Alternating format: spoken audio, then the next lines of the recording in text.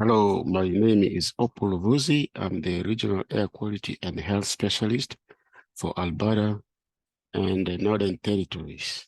In this presentation, I'll be discussing wildfire smoke and how it affects our health.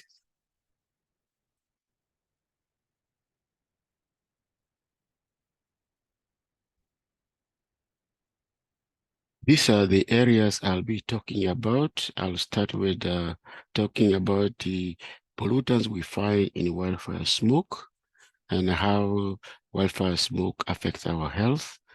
And there are individuals in our community that are more at risk than others. So I'll be talking about those other groups. And I'll finish the presentation with a discussion on strategies we can use to minimize our exposure to wildfire smoke.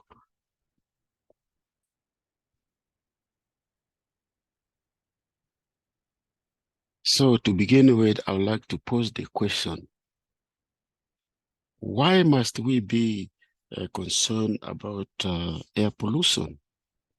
One thing is that air pollution affects us all. And the other thing is that there are people in the community who might be more at risk than others. And as well, the lungs have got a large, delicate surface. Pollutants can easily damage our lungs. And the other thing is that, we take large amount of air daily, non-stop, as long as we live. Imagine that air we take in is polluted. How shall our health be like? And the other thing is that, some of these pollutants do not have actually, safe level of exposure, meaning that, any level you are exposed to, how small it is, you will find there will be some health effects. The other problem is that, once it is absorbed through the lungs into the bloodstream, it can be taken to other parts of the body, affecting different organs in the body, such as the kidney and pancreas, and so on, you name.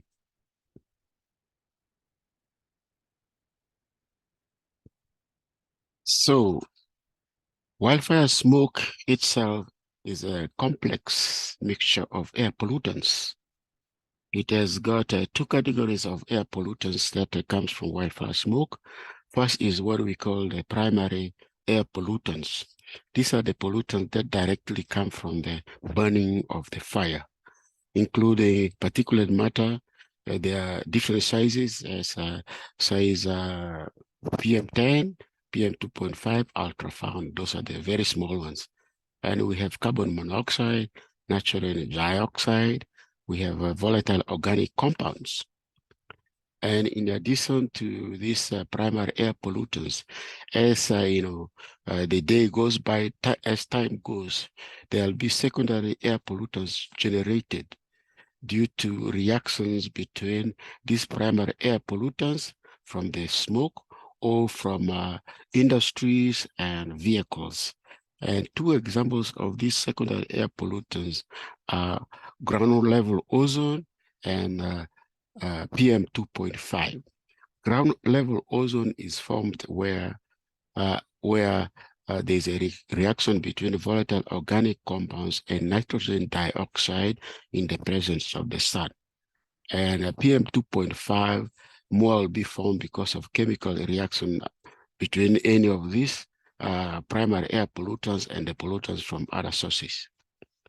And one thing we should know is that the 90% of the particulate matter in wildfire smoke is PM 2.5.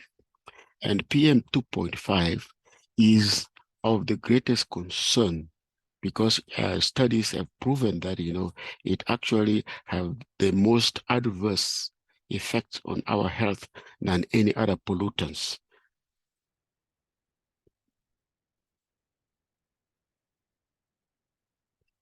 So a little bit more about PM 2.5 or particulate matter.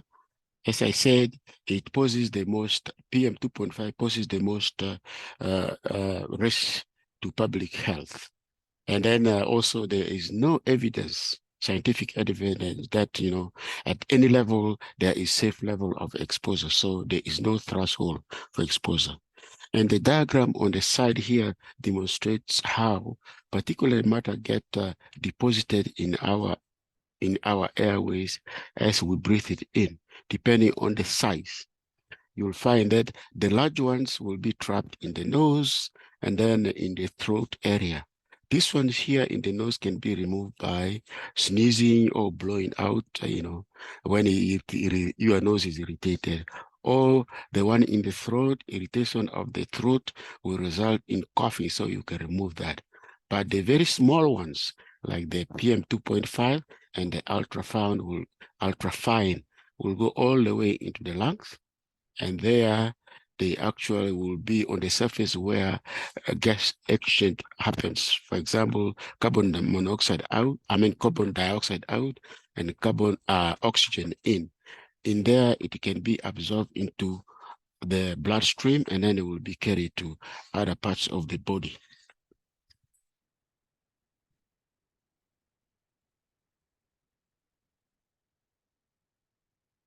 So at this point, I would like to talk about some of the examples of health effects we get from exposure to wildfire smoke. This is short-term exposure to wildfire smoke. Long-term exposure can result into other things altogether, which I'm not going to be covering here. But otherwise, we'll get irritation of the eyes and the respiratory tract, and then it will worsen our pre-existing, medical conditions. Say, if you have asthma, you will experience asthma attack, and also it will cause, inflammation of the airways, which will lead to increased risk of infection in our lungs, such as, developing pneumonia. Right? And it also decreases the function of the lungs. Imagine, your lung is covered with mucus because of reaction to the wildfire smoke. Therefore, surface for a gaseous exchange is reduced, meaning that your lung function will be reduced. And in children, it actually affects lung growth. It slows it down, so it doesn't develop fast enough or more mature enough. And to make matters worse, for people who have got pre-existing medical conditions, it may result in premature death, especially people with like asthma, heart disease, you'll end up dying. And these are some of the respiratory symptoms: coughing, shortness of breath, and wheezing. And one thing I should say is that all these health effects are the health effects due to PM 2.5.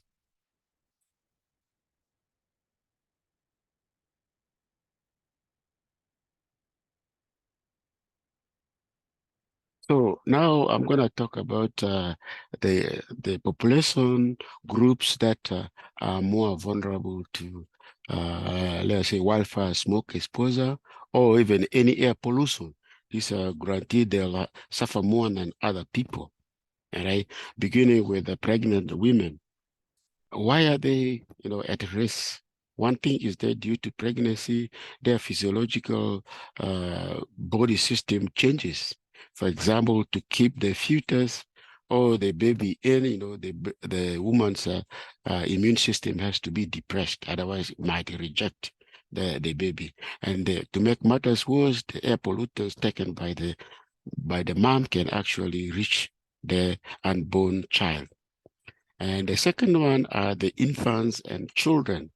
These are individuals whose systems are still developing. Immune system, the lung, the liver, everything is developing. So they don't have the capability of processing toxic stuff and rendering them, harmless and excreted.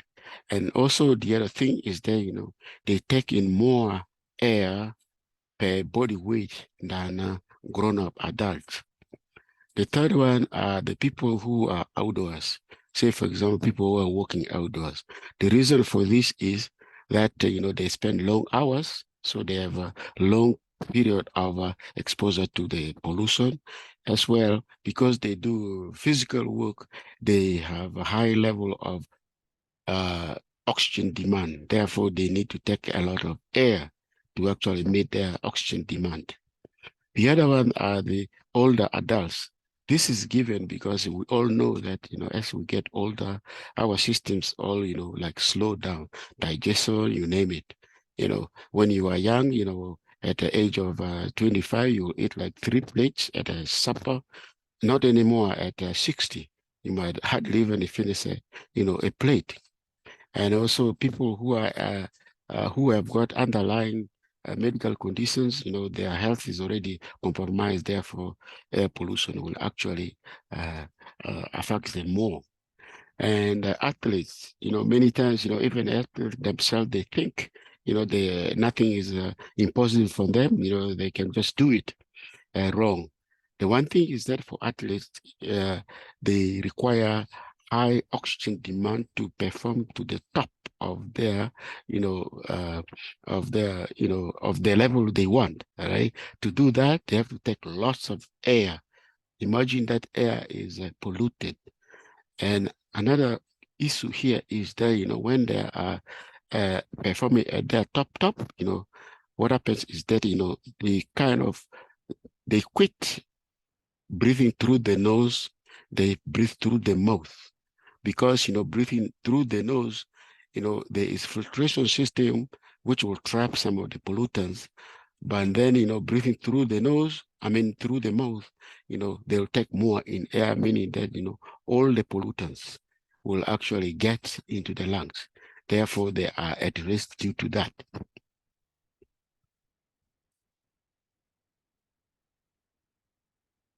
Now I'll proceed with discussion on some of the strategies we can use to reduce our exposure. Here, the first strategy is to stay indoors. That is to say, stay away from the smoke. You can do that so if you keep the smoke outside, all right? And also you don't generate indoor air pollutants. That is key when you stay indoors. And for people who are uh, outside, they must work outside. They can reduce their exposure by limiting the time they spend outside or avoiding those strenuous activities by postponing them, all right? Or reducing the intensity of the activity. And then the other one is, the third one they can do is they can consider wearing a face mask, but this one here has got limitations. We'll discuss that.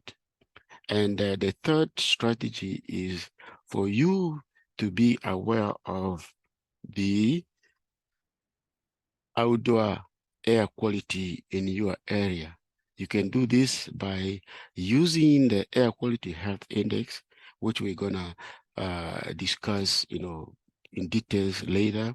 And also, if you monitor the local public health air quality alerts, which is generated resulting from the recording from the air quality health index, then you'll be well aware of what is happening in your community.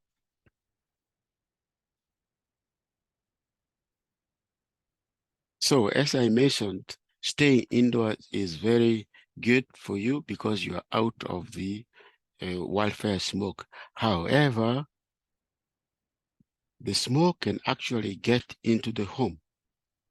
Firstly, through ventilation systems. That is to say, natural ventilation through open doors and open windows, or mechanical ventilation system through your fresh air intake, or the bathroom and the kitchen vents. The wildfire smoke can actually get into your home. This will be due to, those two will be due to what do you call infiltration is due to sort of pressure difference. And infiltration, as I said, will be through uh, if your door and windows are not properly sealed, if there are cracks in the in the structure of the home.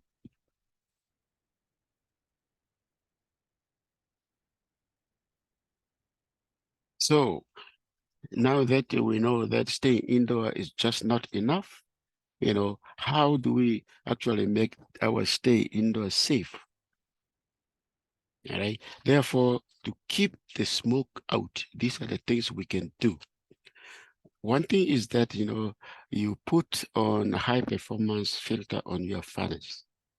That is to say, by top class is the HEPA filter, which is a high efficiency particulate air filter. That is what HEPA means. It will filter 99.97% of particulates. Very efficient, but then it is expensive. Or you can use filters rated as MERV 13 to 16. MERV there stands for minimum efficiency reporting values. So all these filters are rated as such. For HEPA, their MERV value is from 17 to 20.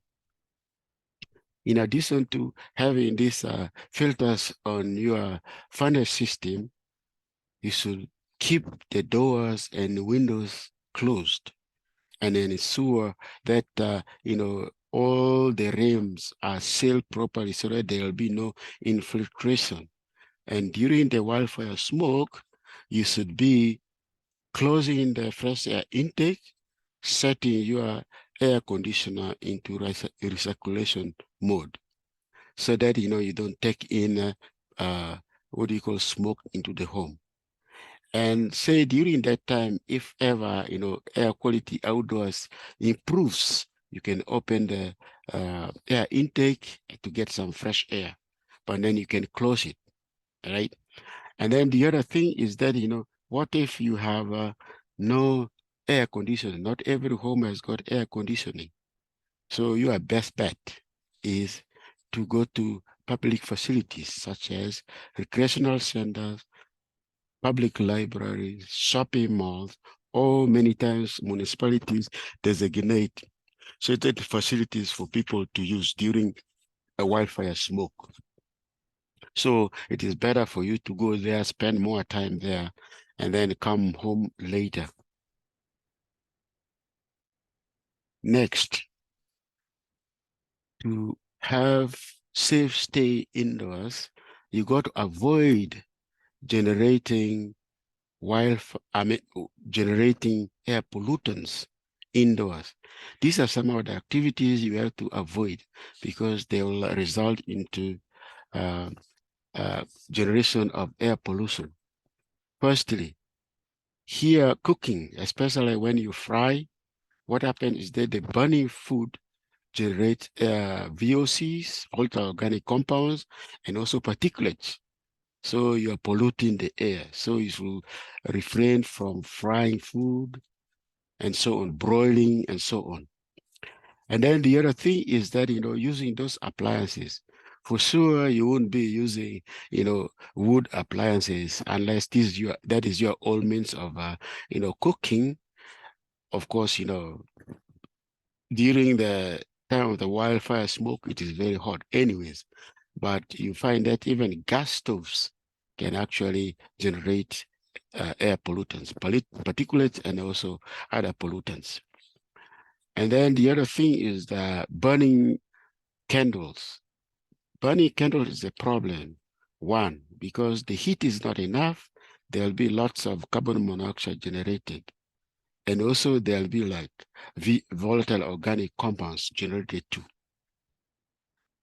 And also PM 2.5 in addition to carbon monoxide. And then the other thing is that many times we like to say the air we breathe indoors is fresh, like flowers, but we use air fresheners. These air fresheners can actually be sources of air pollution. If there's any source of smell in your home, it is better to search for the source and then remove it than using air fresheners because they can contribute to air pollutants themselves. because like what you smell is a chemical interaction between that particulate that lands on your nose and then your sensory organs in the nose. And use of certain what do you call housekeeping chemicals can actually generate particulate matter and also volatile organic compounds, especially when they interact, they can actually generate even toxic ones. And the last one I may say is vacuuming. During wildfire smoke, you know that vacuuming actually resuspends particulate matter into the air. So you are going to pollute the indoor air. If you want to clean, unless you have a HEPA filter on your vacuum, you are rather better off using wet mop to clean in the home.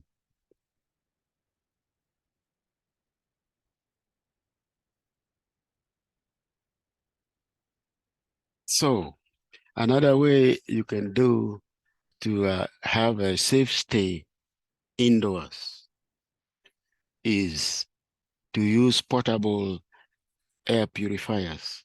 You know that because as we said, whatever we try, sometimes, you know, the smoke can actually get into our home through infiltration. We can have all the systems, but it can still get there. If it gets there, then you can actually buy a portable air purifier. You should remember that, not all air purifiers are good to use. While they talk about it can remove this and that, it might not be good to use. But the one that has got a HEPA filter, which is designed to remove the particulate matter, and where the particulate matter PM2.5 is the main cause of ailment from exposure to smoke, I think it is best to buy a HEPA filter which will remove 99.9% of the particulate in the air that is inside. And this filter does not remove gases. That you should know, because even if it removes the particulate matter, you will still smell the smoke, because the smoke is more to do with the gas and the vapor. And these devices are designed for only a single room. So they come with a sticker which indicates, the size of the room you can use it in. You cannot just move it around in your house. You have to leave it there. Say in the boardroom, you leave it there. So when you purchase, you look at the sticker on the device. See here, this says the 129 square foot. So when you buy the one which is a little bit designated or designed for a bigger room. Say for this one, you can use this for like 100 square foot, bedroom. All right, that will work well, because that way, you will get worth your money. And so, as I said, not all air purifiers are good. You have to avoid those electronic air purifiers, because they tend to generate uh, ozone gas. Unintentionally, they will generate ozone gas. And also they can contribute to secondary air pollutants, right? And for you to remove the smoke odor, which is the vapor and the gases, you can actually buy a unit that has got both HEPA filter and activated carbon. Right? This way, the HEPA filter will remove the particulates, and then the activated carbon filter will remove the gases. Then that will help you with the gaseous pollutants and the smell.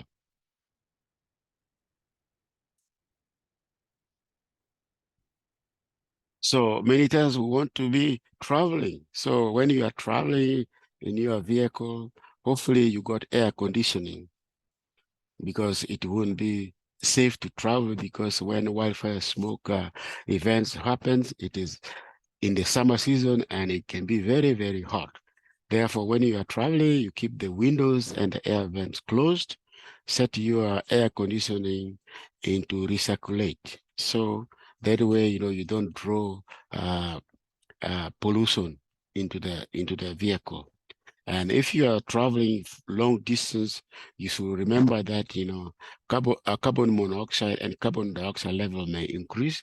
That can create problems too for you for the occupants of the vehicle. And if that is the case, it is important to open the windows briefly to let in air and then, close it to to keep the smoke out. And whenever you are in any situation traveling, never ever use your vehicle as shelter in clean airspace because there is no space there. You cannot be running your vehicle continuously to actually stay safe in the from exposure to wildfire smoke. So now for those who have to stay outdoors because that is required for their work, uh, you have to limit the duration of the time you spend outdoors. That way you can reduce your exposure. And also, if you are outdoor there, if the air pollutant is not too bad, reduce the intensity of the activity. That way, you don't require too much oxygen, so you don't take too much air, you know. But most important thing is reduce the duration.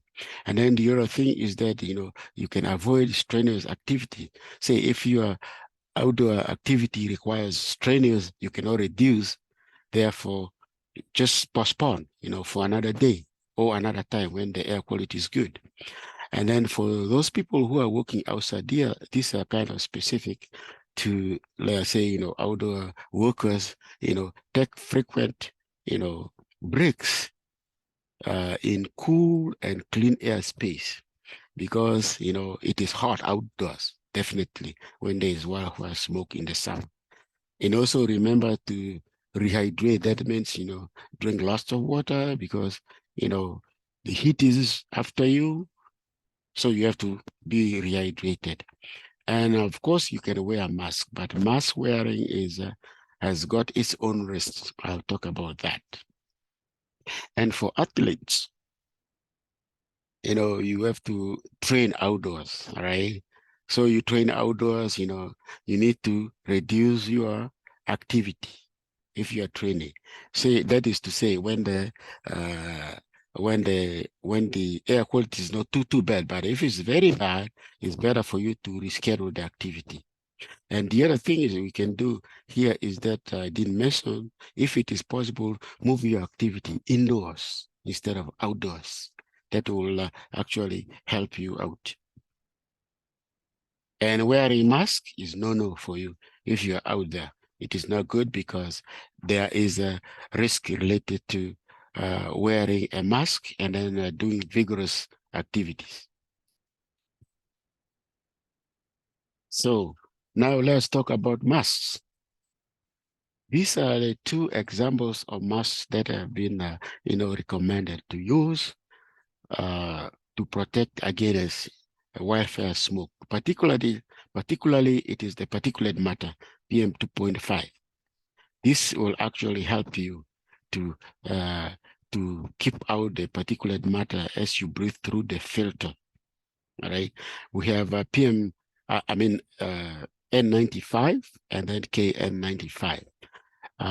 You make sure that it is approved by this. The stickers come in on the box or on the filter itself. So you make sure it is approved, this particular one. And this is another version. Probably there'll be a sticker for the people who approved it. But otherwise, 95 means that this particular filter or mask will, filter out 95% of the PM 2.5. Of the air from the air you breathe in. And of course, they don't remove the gases. The gases will go through. It's just only for particulate matter. Now, more about wearing masks, right? One thing is that this diagram demonstrates exactly how to go about to make sure that the mask you wear fits properly.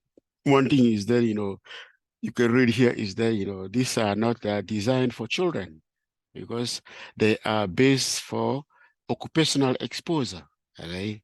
So people who work are generally not children, right? They are big people, so designed for big people. And also, like if you have facial hair, it won't fit properly, or the efficient will not work. Example here is that you see the two stripes. That's how it fits. And then there's a metal piece here which you pinch, all right, so that it fits nice on over your nose. And around here where it touches your skin, if you have a facial hair, they'll not be, completely sealed with your skin. So you'll be drawing air into, so you're not going to be protected because smoke can come through here, right? So you should remember that. So anyways, here are some of the limitations of wearing masks. When you wear a mask, what happens is that, it will make breathing very difficult, all right? Uh, And if you have got a medical condition, you better talk to your doctor before you go out there and buy this mask and wear it. Because, say, for example, you have asthma, your lung capacity is already, reduced, or you have COPD, your lung is not at its peak, it makes it difficult. So it might not be a good idea for you to actually wear a mask, but avoid the smoke altogether, right? So you have to see your doctor before you wear one. And then the other thing is that keeping the mask on will increase health risks related to heat, especially when you engage in physical activities. And at any time, if you feel dizzy, take the mask off and then go into cool and clean uh, airspace. And then, maybe you have to see a doctor too, or talk to your supervisor and so on. And if the mask is damaged or wet or dirty, you should just throw it away. And lastly, on mask here, you remember that we have used a lot of masks for the COVID. We used the cloth masks, surgical masks, even bandana. This will never stand protection against PM 2.5. So it will never protect you because they are not designed for that.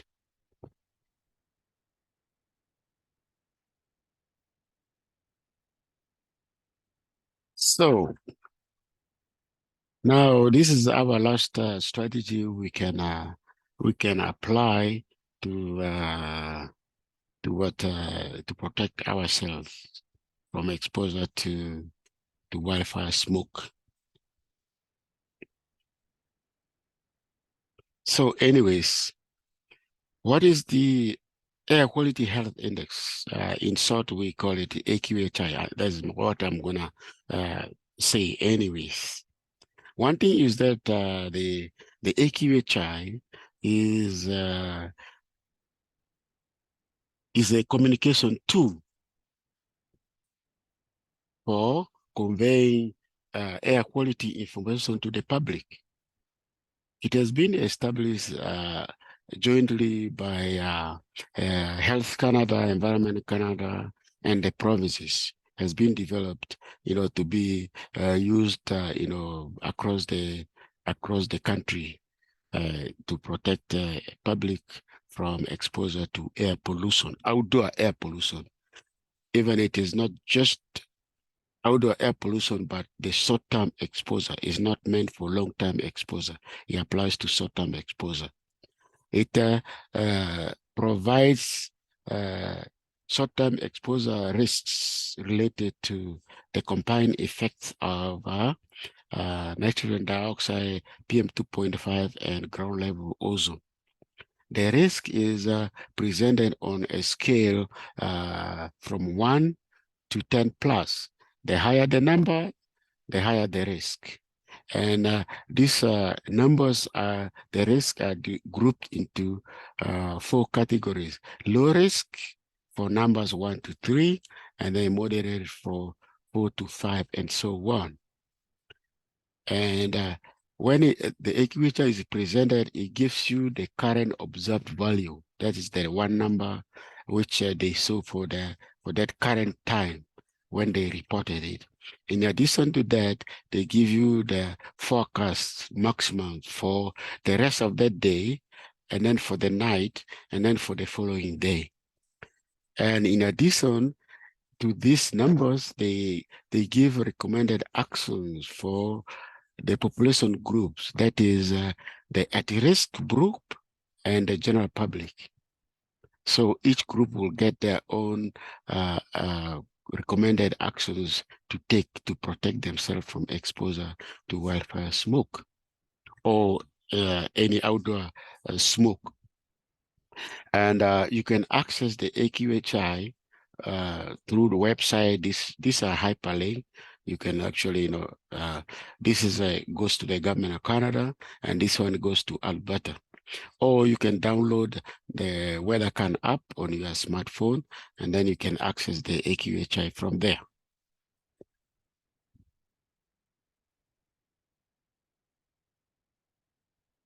So now let's look at actual access to uh, the AQHI.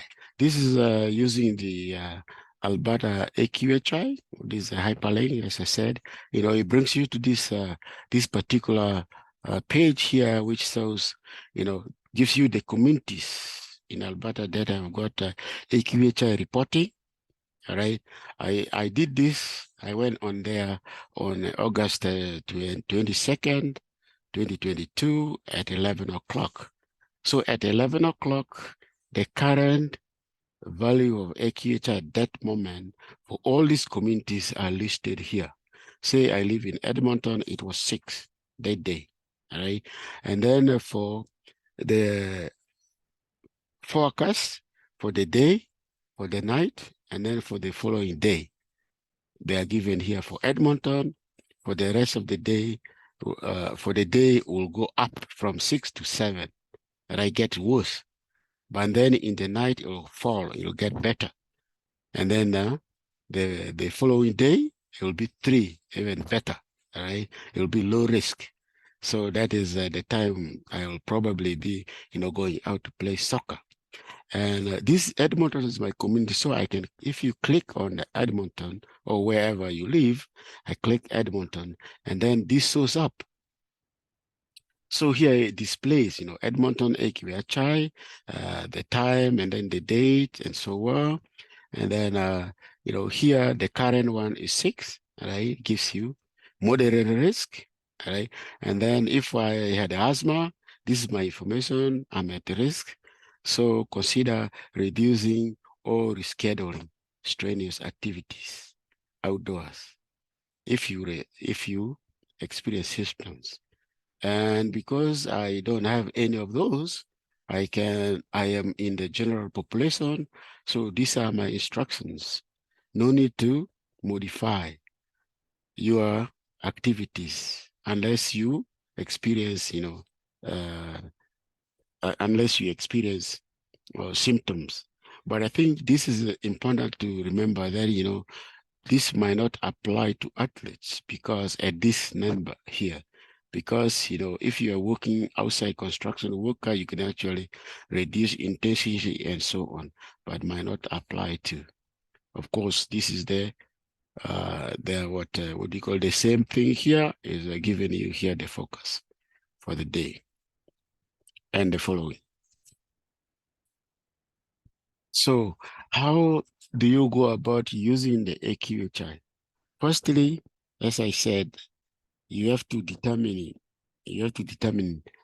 in which group do you belong. Are you in the general population or you are at risk population?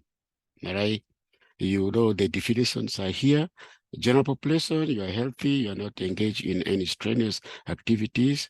And then, the high risk population, if you have existing medical condition, or you're a child, or you're older adults, or you're a pregnant lady, and individuals involved in strenuous activities like soccer players, whatever you name it.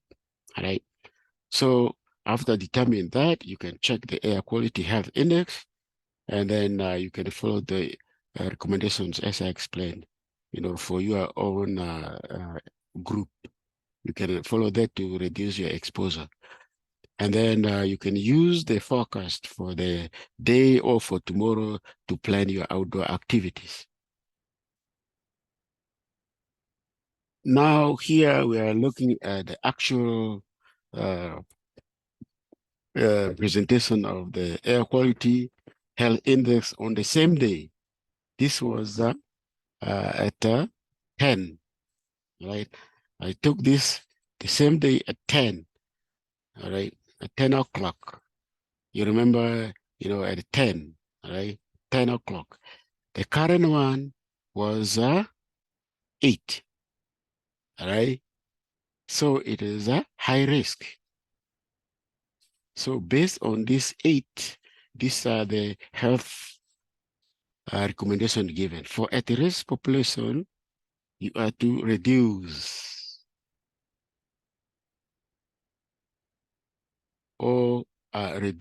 or reschedule strenuous activities. I think the best way here is actually reschedule because it is high. Especially, I don't think I'm going to reduce, but I'm going to actually reschedule that event because I got asthma. I'm going to get symptoms very, very soon. Right? They say here even children and elderly people should actually take it easy so you stay indoors. In fact, we have a system, we had a guideline developed at 7, we cancel outdoor sporting events. There's a guideline we have. For general public, you can consider reducing or rescheduling strenuous activities outdoors. Same thing here, because it is 8, the best is actually, reschedule to be safe. Because why should we want to, get exposed to poor air quality? Is already high risk, yeah, right?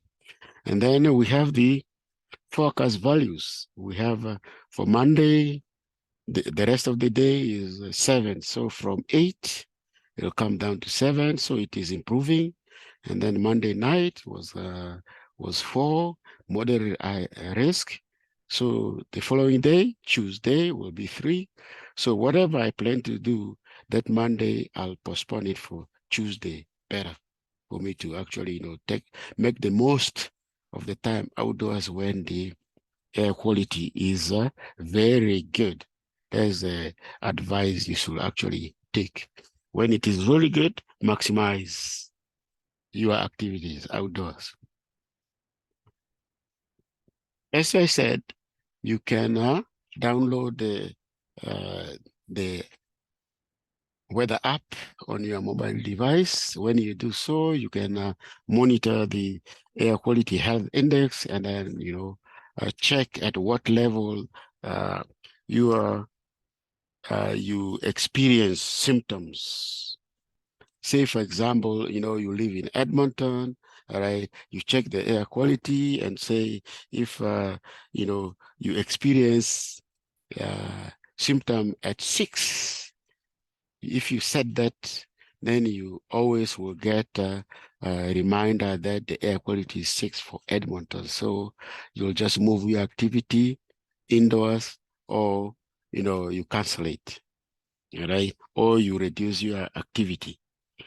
And then this setting here can go for any community because there are communities across on here. There are communities across across Canada, like let's say Calgary, Vancouver, Ottawa, Halifax.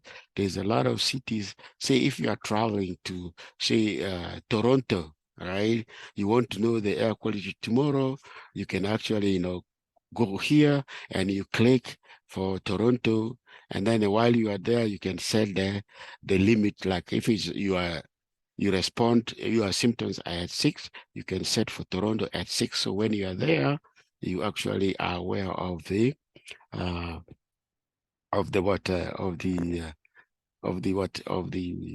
air quality around you. And one thing I would like to mention is that I didn't talk about is that the the slide before this one here. At the top, there is what we call special air quality statement. That one is issued every time when the risk is high. And when that is issued, that is actually reported to the public through that public health air quality alert. That is what I was talking about. Like on the TV, on the radio, or on social media, you will get that, about that. So you can actually, there's another way of being aware of the uh, air quality around you, outdoor air quality around you in your community during wildfire smoke. So to finish with, I've got a list of uh, some notes here for you to remember, which I'm not gonna read through, but otherwise you can read that in the handout, which will be attached to this video presentation. Then you can read, and also in the attachment there, you will find that I have my speaker notes, so you can actually read more about the slides, what the content about the slides. So anyways, with that, if you want more information, you can get it from this site here. It is hyperlinked, and when you go there, this actually will lead you to other links that goes to other air quality information like AQHI, you name it, and so on. You can drill in, and then you will know more about other stuff, because once you are there, you can go anywhere. And in case you need any kind of question answered, email it to me at this number here, email address. I'll sort of respond to you. And more information you want or hard copy, I may direct you to whatever. If you want to schedule, like a talk, I can set a Zoom, and then we can talk briefly. Thank you very much. With that, we have come to the end of the presentation. I hope you enjoyed it.